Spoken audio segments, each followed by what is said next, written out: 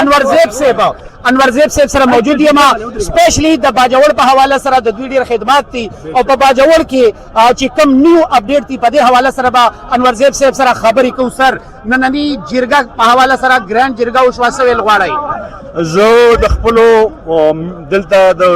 څومره ورکران راغلي دي لیډرشپ راغلی دی د میډیا ورونه راغلي دي د هغوی ډېره زیاته شکریه ادا کوم. دا نننۍ کومه جرګه چې وه دا د ملک د حقیقي ازادۍ دپاره جرګه وه. په خان صاحب باندې غیر قانوني اف آی آر غیر قانوني کیسونه جوړ شوي دي د هغوی د رهایي دپاره وه. زموږ چې څومره ورکران په جیلونو کې دي زموږ څومره لیډرشپ په جیلونو کې دی د هغوی په دپاره دا جرګه وه. باقي زه په خپله باندې ما یوه میاشت په جیل کې تېره کړله د خان صاحب دپاره. زه په دې باندې فخر کوم چې زه د خان صاحب سپایي یم او خان صاحب په جیل کې دی نو که زه جیل ته لاړم او ما یوه میاشت د خپل قام دپاره د پاکستان د حقیقي ازادۍ دپاره تېره کړله نو هېڅ خبره نه ده. بیا به هم قربانیانې ورکوو د هېڅ قسمه قربانیانو نه انشاءالله نه شاته کېږو ځکه چې زموږ د ټول قام سترګې عمران خان ته دي. عمران خان زموږ د امید اخري کرم دی د څو پورې چې خان صاحب رها شوی نه وي د هغه پورې به زموږ دا احتجاجونه دا جلسې دا به رواده وایي. د پبلک ایکسپیکټیشن دا و چې د نن به اعلان کیږي. اعلان به دا کیږي چې سباډي چوک ته تلل دي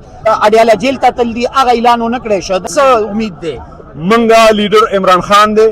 عمران خان د نومبر میاشت ورکړې ده خو د نومبر په میاشت کې هغه تاریخ نه دی ویلی چې کوم تاریخ هغه اعلان کوي. خان صاحب چې کله م اواز وکړو سر زه بخښنه غواړم پښتون لیډر یو غیرتمند لیډر هغه به کله ووایي چې یاره ما آزاد کوي راشئ. محمود اچکزی صاحب دا خبره کړې وه په دې سټیج باندې په پېښور کې علي امین ګنډاپور صاحب ووایي چې کله خان ووایي زه به درته ووایه زه پښتون تاسو دا وایئ چې زمونږ یو مشر به د پښتنو او هغه به پخپله ووایي چې راشئ ما آزاد کوي. دا به لیډرشپ سینیر لیډرشپ دا فیصله کوي خو د خان صاحب د طرفه دا خبره ده چې دوی یو ځل بیا 9 مۍ غوندې سانحه جوړوي له کابل ورځې زموږ څخه چې اټک ته راوستلو زموږ څخه کومه ډرامه وکړله په موږ باندې قاتلانه حمله وشوله نو د دغه په رڼا کې موږ داسې کار نه غواړو چې یو ځل بیا په دې ملک کې هغه 9 مۍ دوباره دوهراو شي. د خان صاحب انشاءالله د خان صاحب اواز او زموږ انشاءالله موږ د خان صاحب ته انشاءالله منګه چې خان صاحب کله مو خان اشاره کوي بیا یې تماشا کول غواړم د مبارک زیب په حواله سره د باجوړ قوم ډېر غیرتمند قوم دی او موږ سوچ باندې ریحان زیب شهید هغه پالو کاوه بیا که مبارک زیب ته ووټ میلاو شوی دی د خان صاحب مبلر استعمال کړی دی د پارټۍ جنډې استعمال کړی ده د خان صاحب فلیکس استعمال کړی دی نو زه دې ته ډېر په غلط نظر باندې ګورم. دا زموږ د قبایلو روایات نه دي چې د 15 لکو